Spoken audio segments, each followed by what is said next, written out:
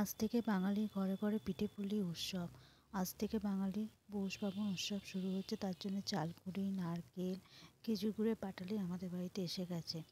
সন্ধ্যাবেলায় পিঠে হবে, রাত্রিরে বাউনি বাঁধা হবে, আর চাল ভিজিয়েছি চিতই পিঠা বা আজকে পিঠা তোমরা যেটাই বলো সেটা করার জন্য, কিন্তু জানি না কতটা করে উঠতে পারবো। আজকে ঠাকুরকে রান্না করে দেওয়ার জন্য পালং শাকের চচ্চড়ি করেছি, তারপরে 5 রকম ভাজা করেছি। 5 রকম ভাজাতে মাছ, আলু, বেগুন, শিম, কুমড়ো ভেজেছি।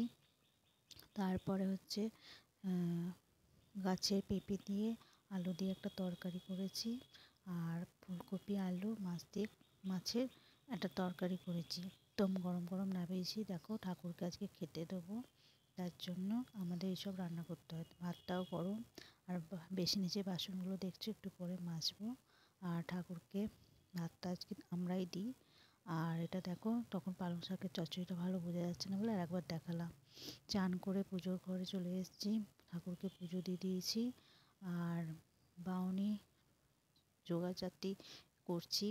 এই নারকেলগুলো ফাটালাম, ফাটিয়ে ধুয়ে নিয়েছি, আর কুড়ুনিটাও ভালো করে ধুয়ে নিয়েছি, কারণ কুড়ুনিতেও আজকে আমাদের বাউনি বাঁধা হবে।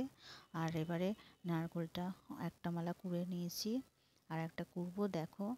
আর নারকেলটা খুব নরম ছিল, যার জন্য তাড়াতাড়ি করা হয়ে গেছে। এরপরে হচ্ছে এটাকে অর্ধেকটা সাদা রাখবো আর অর্ধেকটা ছাই মারবো। আমি সাদা নারকেলে খেতে ভালোবাসি, ছাই মারা ভালোবাসি না, তার জন্য দেখা যাক বিকালে কি হয়।